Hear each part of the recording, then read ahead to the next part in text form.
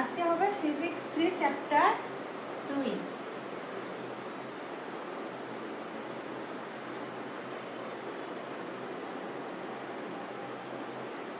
Chapter 2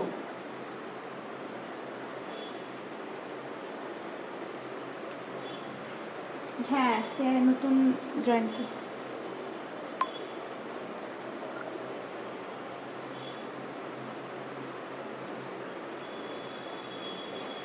chapter 2 হচ্ছে স্থির তড়িৎ ক্ষেত্র। স্থির তড়িৎ ক্ষেত্র। আর তোমরা দুজন কি সাজেশন ফলো করো?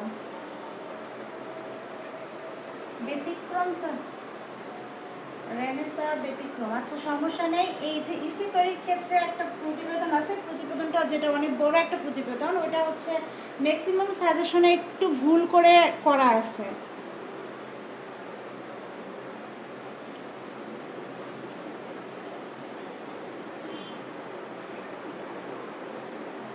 এডিট করতে হয়। আমি তো রেকর্ড ক্লাস দিই, এরকম ক্লাস করে আমি তো ওরকম দিই না, একটু এডিট করে আমাদের দিতে হয়, কেননা প্রত্যেকটা ক্লাস আবার আমাদের ইউটিউবে ছাড়তে হয়। আর আমি ক্লাস নেবো আবার এডিট করব, আমি তো অনেকগুলো ক্লাস নিই তাই না। এডিট আমি করলে এডিট হচ্ছে অ্যাডমিন করে, এই কারণে আমরা সব কিছু ভিডিও রাত্রেবেলা এডিট করে আপলোড দিয়ে দিই, পরের দিন দেখা যায়। আপলোড করতেও তো অনেক টাইম লাগে। হ্যাঁ ইউটিউব চ্যানেলে করা হয়, প্রাইভেট করা থাকবে, শুধুমাত্র যারা যে কোর্স করবে সেই শুধুমাত্র সেই ভিডিওগুলো দেখতে পারবে। আমি বলতে পারবো না এই বিষয়ে, অ্যাডমিনের সঙ্গে কথা বলতে হবে তোমাকে। আমি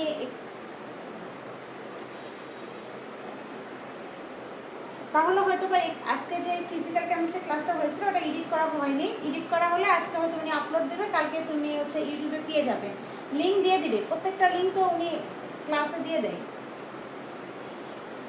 উনিও তো জব করে, রাত্রেবেলা তো ওনাকে এডিট করতে হয় তাই না। আচ্ছা তাহলে ওগুলো টপিকে না গিয়ে আমরা ক্লাসের টপিকে চলে যাই। তাহলে আজকে ফিজিক্স থেকে চ্যাপ্টার 2 স্থির তড়িৎ ক্ষেত্র, এখান থেকে ম্যাক্সিমাম প্রশ্ন আসে। সব থেকে বেশি প্রশ্নগুলো আসে সেগুলো হচ্ছে থিওরিক্যাল বিষয়, প্রতিপাদন টপিকে। তো এখান থেকে আমরা তড়িৎ দ্বিমেরু অংশটা নিয়ে আজকে আলোচনা করব। তড়িৎ দ্বিমেরু।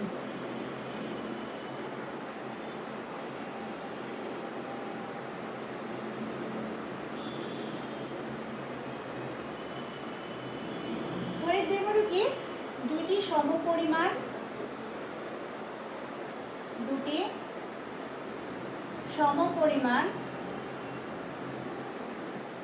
স্ক্রিন অফ হয়ে গেলে বা কোনো প্রবলেম হলে আমাকে একটু জানিয়ে দিবে, হ্যাঁ। আচ্ছা, দুটি সমপরিমাণ কিন্তু বিপরীতধর্মী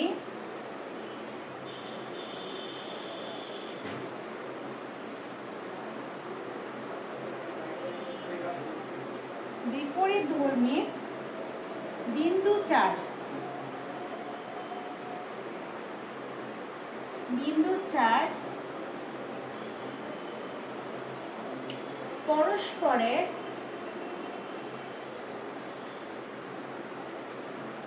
পরস্পরের খুব কাছাকাছি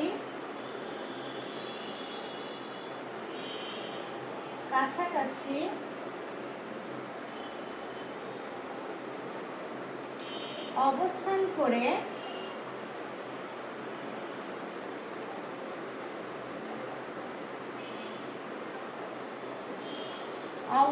করে যে বিন্যাস গঠন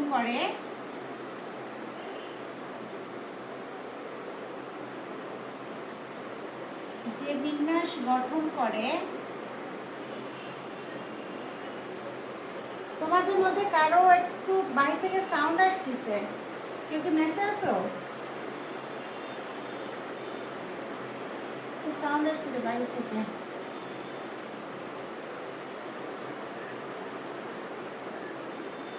কেউ কথা বলতেছে এরকম, তাকে তড়িৎ দ্বিমেরু বলে।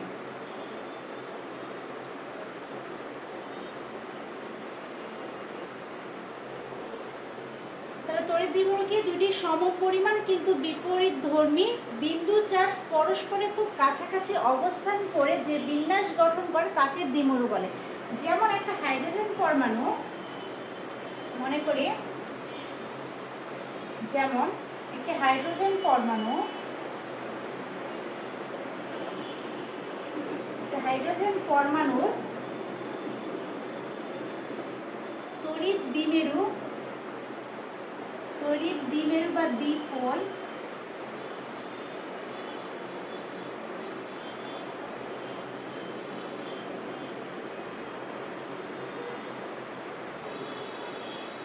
একটি ধনাত্মক আধান, একটি ধনাত্মক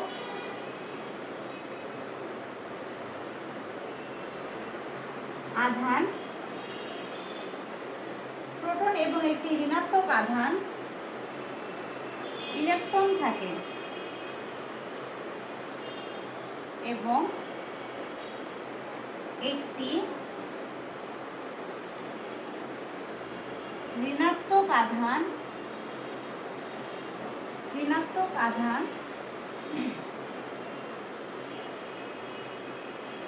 ইলেকট্রন থাকে।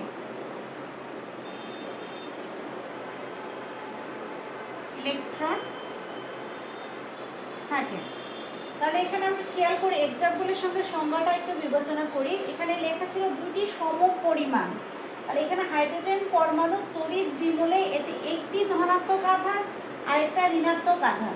তাহলে এখানে বিপরীতধর্মী চার্জের কথা বলা হয়েছিল, এখানে কিন্তু দুইটা বিপরীতধর্মী, একটা ছিল ধনাত্মক আর একটা হচ্ছে ঋণাত্মক। তাহলে এই শর্তটা আমাদের এখানে প্রয়োগ রয়েছে। এরপরে আমাদের এখানে কি লেখা আছে, হাইড্রোজেন পরমাণু, তাহলে এখানে লেখা ছিল দুটি সমপরিমাণ। তাহলে হাইড্রোজেন পরমাণুরই ওখানে কিন্তু এই যে ধনাত্মক আর ঋণাত্মক যে আধানটা, তো প্রোটন আর ইলেকট্রন কিন্তু হাইড্রোজেন বা অন্য কোনো পরমাণুর ক্ষেত্রে বিবেচনা করা নয়। এটা শুধুমাত্র একটা কি হাইড্রোজেন পরমাণুরই থাকবে দুটি বিপরীত চার্জ, একটা থাকবে ধনাত্মক চার্জ আর একটা হচ্ছে ঋণাত্মক চার্জ। এইটাই হচ্ছে তড়িৎ দ্বিমেরুর ক্ষেত্রে ঘটে, যে দুটি সমপরিমাণ কিন্তু বিপরীতধর্মী। যে পরমাণুটা বা মৌলটা বা যৌগটা থাকবে সেটা হবে একই মৌল, একই পরমাণু, একই যৌগ, কিন্তু এই যে চার্জটা থাকবে এই চার্জটা হবে বিপরীতধর্মী এবং এগুলো কি করবে, পরস্পর খুবই কাছাকাছি অবস্থান করবে। কাছাকাছি অবস্থান করার পরে এদের মধ্যে যে বিন্যাসটা গঠন হবে সেটাকে বলা হবে তড়িৎ দ্বিমেরু। এরপর আমরা শিখব তড়িৎ দ্বিমেরুর ভ্রামক কি। তড়িৎ দ্বিমেরুর ভ্রামক।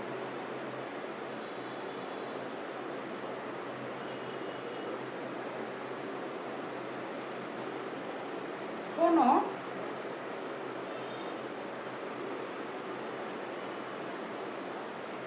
তড়িৎ দ্বিমেরুর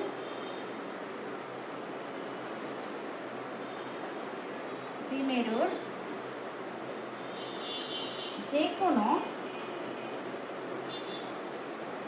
কোনো একটি আধানের মান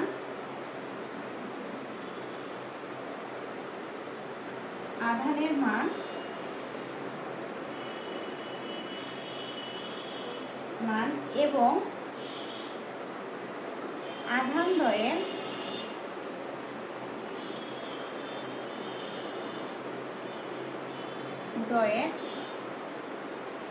মধ্যবর্তী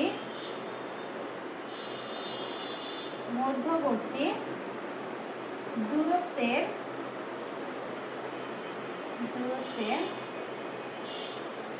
গুণফলের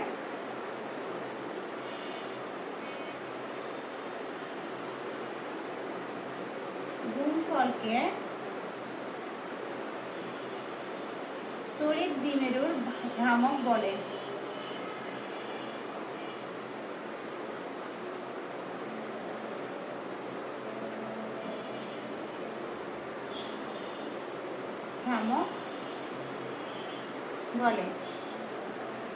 তাহলে সূত্রটা কি হবে, তড়িৎ দ্বিমেরুকে প্রকাশ করা হয়, তড়িৎ দ্বিমেরুর ভ্রামককে প্রকাশ করা হয় পি দ্বারা। তাহলে পি ইকুয়াল যে কোনো একটি আধানের মান, এটা ধনাত্মক আধানের মান হতে পারে, ঋণাত্মক আধানের মান, Q1 বা Q2 হতে পারে। তাহলে যে কোনো একটি আধানের মানকে আমরা প্রকাশ করবো শুধুমাত্র Q দ্বারা। এরপর কি বলেছে, আধানদের মধ্যবর্তী দূরত্ব। তো আধানদের মধ্যবর্তী দূরত্ব হয় 2L। তাহলে এই যে কোনো একটি আধান এবং আধানদের মধ্যবর্তী দূরত্বের গুণফলকে বলা হয় তড়িৎ দ্বিমেরুর ভ্রামক।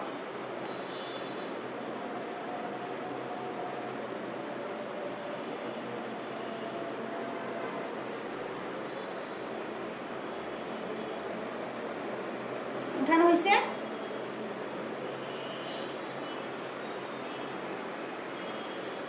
হ্যালো, আচ্ছা,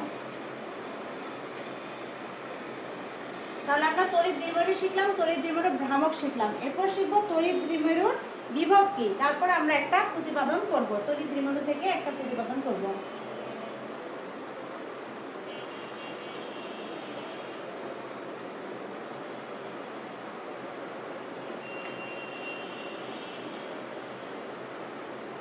স্ক্রিনশট দিয়ে রাখতে পারো, সমস্যা নেই, লেখাগুলা শেষ হলে স্ক্রিনশট দিবা। হ্যাঁ, রেকর্ড করা তো থাকবে। ভ্রামক তো লিখলাম, তড়িৎ দ্বিমেরু বিভব।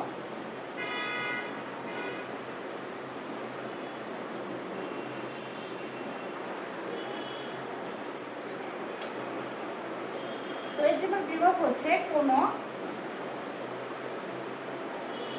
তড়িৎ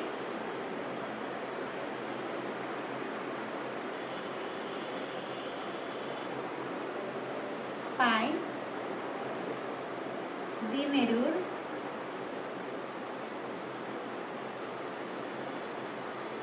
অক্ষের উপর স্থাপিত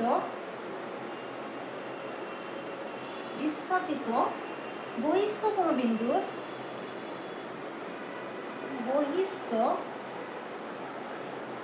কোনো বিন্দুর বিন্দুর বিভব কে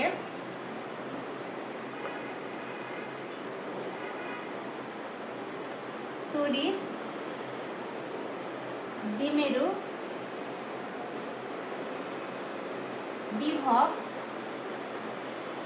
বলে।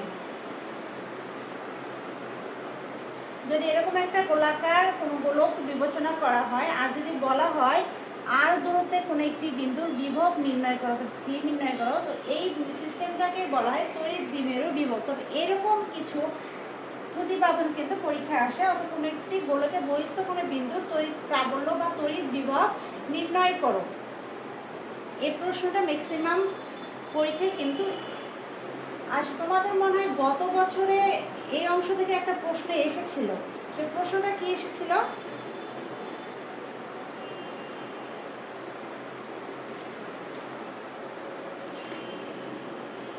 একটি চার্জিত রিংয়ের অক্ষিস্থ কোনো বিন্দু তড়িৎ ক্ষেত্রে রাশিমালা নির্ণয় করো। মনে হয় তড়িৎ ক্ষেত্রে রাশিমালা নির্ণয় করে, এটাই প্রশ্ন এসেছিল। তাহলে তোমাদের জন্য তড়িৎ বিভব আর তড়িৎ প্রাবল্যটা খুবই ইম্পর্টেন্ট, আর তড়িৎ দ্বিমেরু অংশটা খুবই ইম্পর্টেন্ট একটা অংশ। তাহলে আমরা কি শিখলাম? তড়িৎ দ্বিমেরু শিখলাম, তড়িৎ দ্বিমেরু ভ্রামক শিখলাম, তড়িৎ দ্বিমেরু বিভব শিখলাম। এখন আমরা একটা প্রতিপাদন করব টর্কর ক্ষেত্রে। হ্যাঁ, কোন তড়িৎ পাই দ্বিমেরু, তড়িৎ দ্বিমেরুকেই তড়িৎ পাই দ্বিমেরু বলা হয়। সেম একই কথা, বাংলা ভাষায় সমার্থক শব্দ থাকতেই পারে।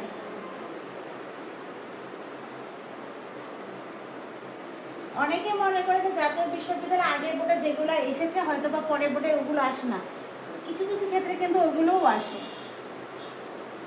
এ কারণে আমাদের সব কিছুরই কিন্তু ধারণা রাখতে হবে, বেসিক ধারণাটা কিন্তু রাখা উচিত। আর মেজরকে প্রায়োরিটি দিলে হবে না, নন মেজর সাবজেক্টগুলোকে কিন্তু প্রায়োরিটি দিতে হবে। নন মেজর সাবজেক্টগুলো কিন্তু ফোর্থ সাবজেক্টের মতো কাজ করে।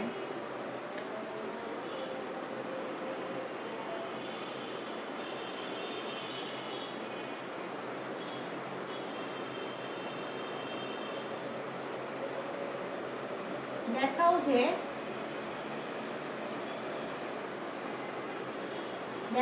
যে একটি তড়িৎ দ্বিমেরুকে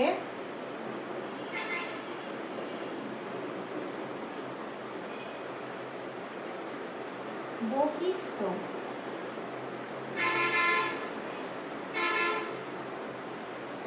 সুষম তড়িৎ ক্ষেত্রে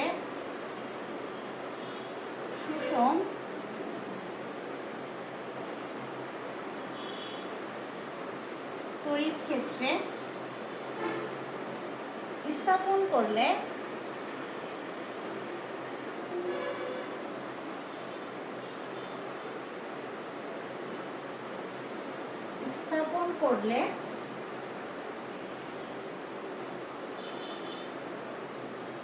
এর উপর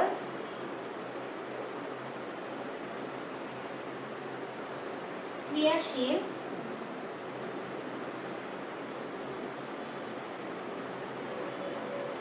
টর্ক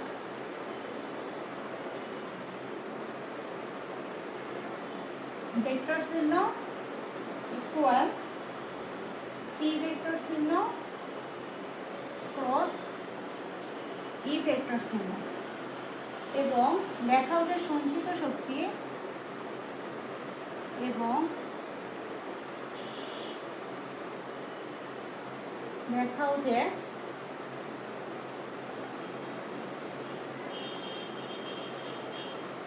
সঞ্চিত শক্তি ইউ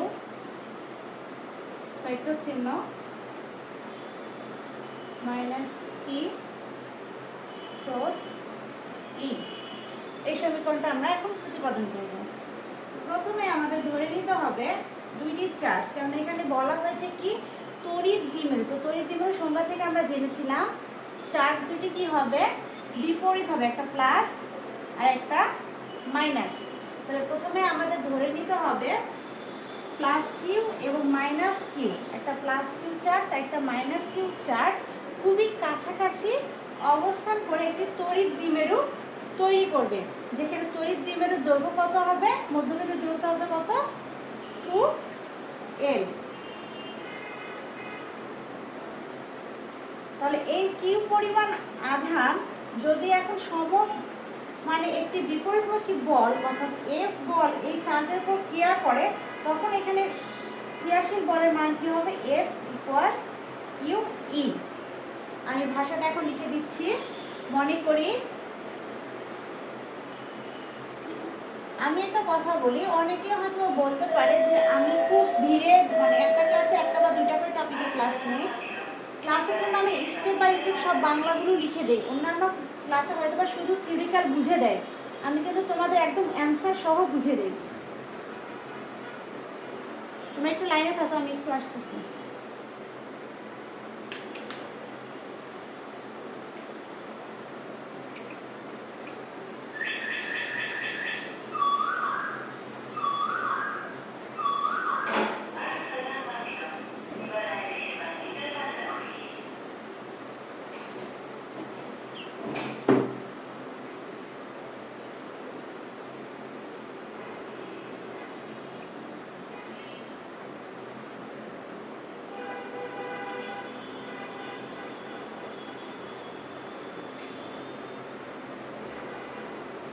লেখো, মনে করি প্লাস কিউ এবং মাইনাস কিউ চার্জ কিছুটা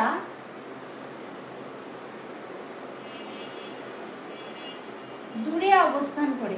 এখন যদি এখানে তোমরা কিছুটা দূরে অবস্থান না করে ভাষাতে লিখো কাছাকাছি অবস্থান করে, তাহলেও হবে, কেন এখানে কিন্তু দূরত্বটা কিন্তু খুব বেশি হবে না, পরস্পর খুবই কাছাকাছি অবস্থান করে। তড়িৎ দ্বিমেরু ক্ষেত্রে বিপরীত চার্জধর্মী আধান দুটি খুবই কাছাকাছি অবস্থান করে।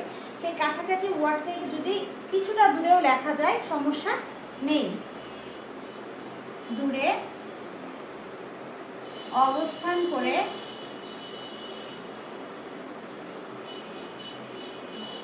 একটি তড়িৎ দ্বিমেরু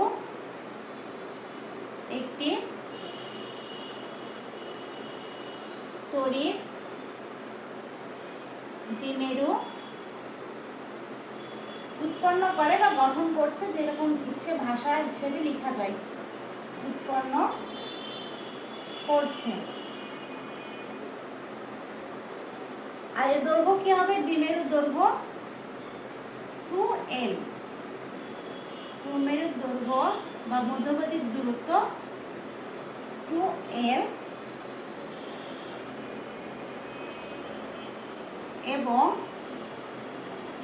চার্জ বিশিষ্ট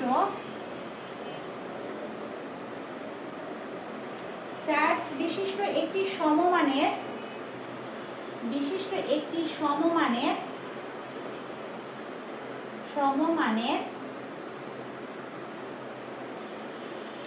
কিন্তু বিপরীতমুখী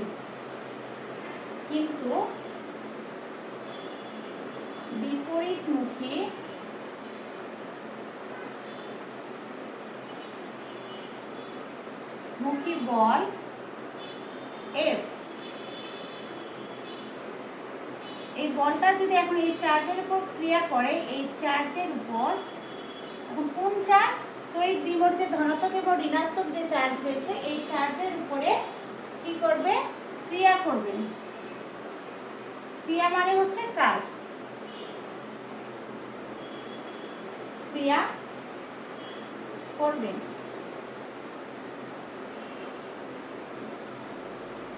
তখন তড়িৎ দ্বিমেরু বলটা হবে, এখন দ্বিমেরু বল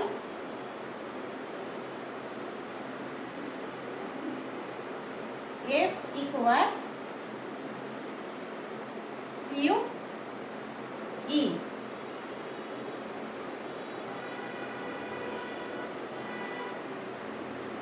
ক্রিয়া করায়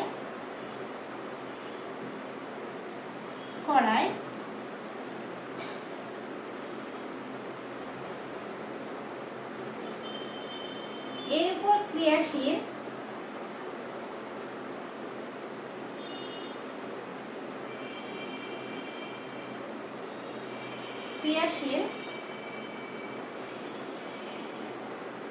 টর্ক কত হবে? টর্ককে প্রকাশ করা হয় এরকম একটা চিহ্ন দ্বারা, হ্যাঁ, F cross 2A sin theta. তাহলে F এর মান কত জানি আমরা? QE, আর এখানে 2L sin থিটা যেমন ছিল তেমনি থাকবে। এখন আমরা এখান থেকে আর কি বের করতে পারবো? এই যে Q আর এই যে 2L, আমরা জানি P ইকুয়াল Q গুণন 2L, এটা হচ্ছে তড়িৎ দ্বিমেরুর গাণিতিক রূপ। তাহলে এর পরিবর্তে আমরা লিখতে পারবো কি? PE sin theta. এই সমীকরণটাকে দিব 1 নম্বর সমীকরণ। স্ক্রিনশট দিয়ে নাও, যদি লিখে না উঠাতে পারো তাহলে স্ক্রিনশট দিও। আচ্ছা,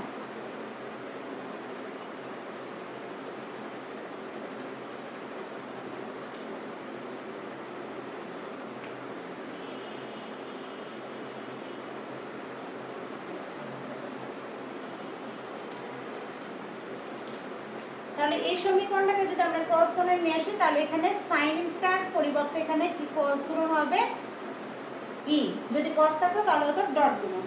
এটাকে তাই আমরা তাইলে সমীকরণ দিব 2 নাম্বার। এই চিহ্নগুলোকে ইনটু কিন্তু ভাববো না, এগুলোকে ক্রস চিহ্ন মনে করবো, ঠিক আছে? হ্যাঁ, ক্রস গুণন, ডট গুণন, ভেক্টরের ক্ষেত্রে যেটি, কারণ এখানে দেখো চিহ্নগুলো কিন্তু ভেক্টর দেওয়া আছে। হ্যাঁ, তাহলে আমি মিশে দিচ্ছি উপর অংশ।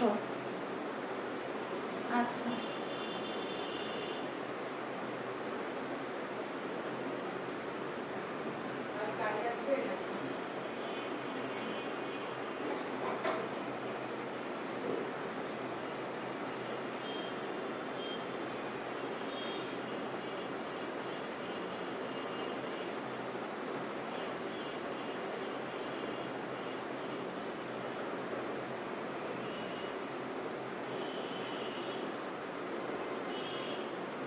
যদি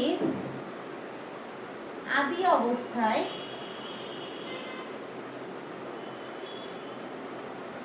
আদি অবস্থা বলতে কাকে বোঝায়?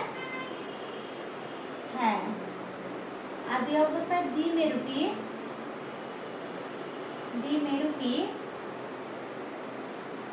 বহিস্থ ক্ষেত্রের সাথে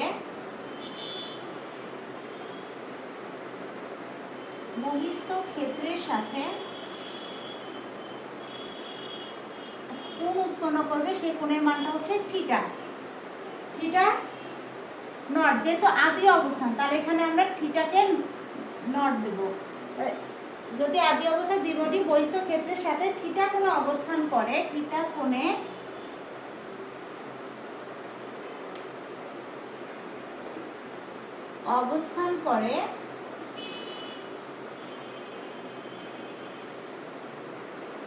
তবে একে সম্পূর্ণ কোণ অর্থাৎ পুরো থিটা কোণে ঘুরিয়ে আনতে কিন্তু এর ভিতরে একটা কাজ সমান। মনে করো আমার হাতে একটা সুতা দিয়ে বাঁধা একটা মার্বেল আছে। এখন আমি যদি হাতটাকে এরকম করে ঘুরাতে থাকি, আদি অবস্থায় এটা থাকবে কত? Theta not. এবার ঘুরিয়ে যখন আবার আমার হাতের কাছে আসবে, তখন হবে কি একটা পুরো কাজ সম্পূর্ণ হবে।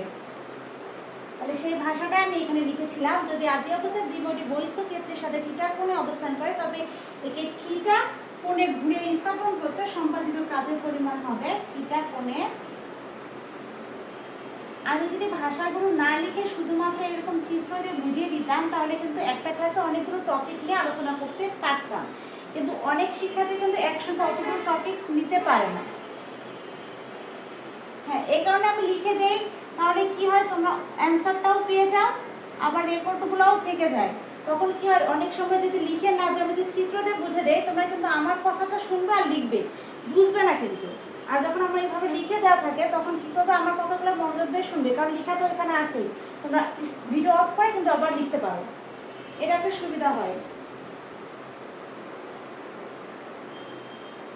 স্থাপন করতে সম্পাদিত কাজের পরিমাণ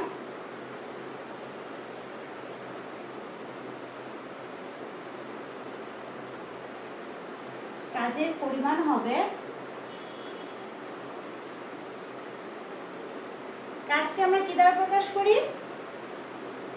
ডাব্লিউ দ্বারা। আর ডাব্লিউটাকে সবসময় একটু ভালোভাবে ডাব্লিউ দিও, এইভাবে একটু দিও না, তাহলে কিন্তু এটা ওমেগা বোঝা যাবে। হ্যাঁ, একটু সুন্দর করে দিবা। এখন দেখো, এখানে আমি কেন এই চিহ্নটা ব্যবহার করব? আমি কেন এখানে এই চিহ্নটা ব্যবহার করলাম না, তাই না? এখানে দেখো, এখানে একটা থিটা নট থিটা, মানে কিন্তু এখানে অগোচরে, ভাষার অগোচরে কিন্তু লিমিট দিয়ে দেওয়া রয়েছে। তাহলে যখন কোনো ক্ষেত্রে লিমিট দেওয়া থাকে, তখন কি হয়? ইন্টিগ্রেশন হয়। তাহলে এখানে আপার লিমিট হবে থিটা, আর ল লিমিট হবে থিটা নট। আর আমাদের সমীকরণটা কি হবে? টর্কের ক্ষেত্রে আই বা টাউ ডি থিটা। আমাদের এখন করবো 1 নম্বর সমীকরণ ব্যবহার করে। আমাদের 1 নম্বর সমীকরণটা কি ছিল? 1 নং সমীকরণ ব্যবহার করে পাই W upper limit theta, lower limit theta nought, টাওয়ার মান দেওয়া ছিল আমাদের P E sine theta, P E sine theta, আর এটা হবে ডি থিটা, সমাকলনের জন্য একটা ডি থিটা। এই যে ডি থিটাটা যে আছে, এই ডি থিটা। তাহলে এখানে পি টা হচ্ছে আমার ধ্রুবক, তো ধ্রুবকটাকে আমি বাইরে রাখলাম। Theta theta nought sine theta D theta, sine থিটাকে ইন্টিগ্রেশন করলে হয় মাইনাস কস থিটা। তাহলে এখানে minus P E cos theta, আর লিমিটগুলো কি হবে? একটা থিটা থিটা নট। তাহলে এখানে হবে মাইনাস পি ই, একটা হবে কস থিটা, সূত্রে মাইনাস, আর একটা হবে কস থিটা নট। এই সমীকরণটাকে দাও 3 নম্বর সমীকরণ। এ পর্যন্ত কোনো সমস্যা? আচ্ছা, মিশে দিলাম। আচ্ছা ঠিক আছে।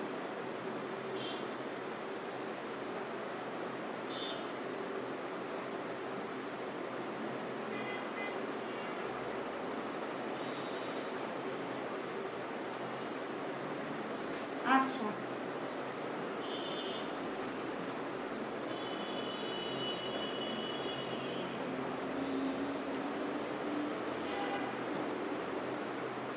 এখন আমাদের যে 3 নম্বর সমীকরণটা উৎপন্ন হয়, এই সমীকরণটা কোথা থেকে আমরা পেলাম? ডাব্লিউ থেকে, অর্থাৎ কাজ থেকে। তো দ্বিমেরুতে যদি কিছু পরিমাণ কাজ হয়, তাহলে কিছু পরিমাণ কাজ কিন্তু বিভব শক্তি হিসাবে সেখানে উপস্থিত থাকবে। তাহলে এই শক্তিটা যদি বিভব শক্তি হিসাবে সঞ্চিত থাকে, তাহলে আমরা কি করতে পারি, ওই দ্বিমেরু যখন আদি অবস্থার সাথে 90 ডিগ্রি কোণে অবস্থান করব, তখন ওই সঞ্চিত শক্তিকে আমরা কি প্রকাশ করব? বিভব শক্তিতে। অর্থাৎ আমাদের ডাব্লিউটা ছিল কি? সঞ্চিত শক্তি। এই সঞ্চিত শক্তিটা যদি বিভব শক্তিতে রূপান্তরিত হয়, অর্থাৎ 90 ডিগ্রি আদি অবস্থা, যখন 90 ডিগ্রি কোণে আদি অবস্থা যখন প্রথমে ছিল থিটা নট, থিটা নট থেকে যখন আদি অবস্থা 90 ডিগ্রি কোণে পরিবর্তিত হবে, তখন এই সঞ্চিত শক্তিটা কি হবে? বিভব শক্তিতে রূপান্তরিত হবে। তখন আমাদের কাজের রাশিমালাটা দাঁড়াবে, যে মানটা আমরা পেয়েছিলাম পি কস থিটা। এই সমীকরণটাকে দিব আমরা 4 নম্বর সমীকরণ। 4টা সমীকরণ হলো না এ পর্যন্ত? তাহলে এখন দেখো এখানে আমার আছে কি? cos থিটা, তাই না? এখন আমাদের, আমি প্রথমে বলেছিলাম আমাদের এটা চিহ্নগুলো কি দিয়ে দেওয়া ছিল? এরকম বা এরকম, এরকম চিহ্ন যদি দেওয়া থাকে এক্স ওয়াই, এটাকেও বলা হয় ভেক্টর চিহ্ন, এটাকেও বলা হয় ভেক্টর চিহ্ন। তাহলে আমরা জানি cos থিটা থাকলে ভেক্টরে কি গুণ হয়? ডট গুণ। তাহলে এখানে হবে পি ডট ই। এটাই হচ্ছে সঞ্চিত শক্তির রাশিমালা 5 নম্বর। এটাই হচ্ছে প্রতিপাদন, প্রমাণিত। তাহলে এখানে তোমাদের যে জিনিসটা মনে রাখতে হবে, একটা মনে রাখতে হবে যে সাইন থিটা থাকলে হবে ক্রস, আর কস থিটা থাকলে হবে ডট। আর মনে রাখতে হবে টর্কের সূত্র, আর মনে রাখতে হবে হচ্ছে দ্বিমেরু সূত্র। দ্বিমেরুকে প্রকাশ করতে দ্বিমেরুকে পি দ্বারা প্রকাশ করা হয়, টর্ককে টাউ দ্বারা প্রকাশ করে। এই সূত্রগুলো মনে রাখতে হবে। এরপরে পর্যায়ক্রমিক সমীকরণ থেকে পাবো। আর হচ্ছে কাজটা আমরা দেখব, আদি অবস্থার থিটা লিমিটটা ছিল কত? থিটা নট থেকে থিটা নট। আর যখন এটাকে আদি যখন সঞ্চিত শক্তিটা যখন বিভব শক্তিতে যাবে, তখন থিটার মান হবে 90 ডিগ্রি। এটুকুই মনে রাখলে এই সমীকরণটা ইজিলি সমাধান করা যাবে। তাহলে আজকে ক্লাস এ পর্যন্ত। নেক্সট ক্লাসে আমি কোন টপিকটা নিয়ে আলোচনা করব তোমরা দেখবে। এই অধ্যায় কোন টপিকটা তোমরা বুঝতে পারতেছো না, এই অধ্যায় হচ্ছে গোলকের ক্ষেত্রে মেবি বা তড়িৎ ক্ষেত্র, তড়িৎ প্রাবল্য রাশিমালা প্রতিপাদন করব। তো তোমরা এখন গোলকের ক্ষেত্রে করবে নাকি লম্ব সমদ্বিখণ্ডকের জন্য করবে, সেটা তোমরা আমাকে ক্লাসের আগে জানিয়ে দেবে, ঠিক আছে? আচ্ছা, তাহলে আজকে ক্লাস এ পর্যন্ত।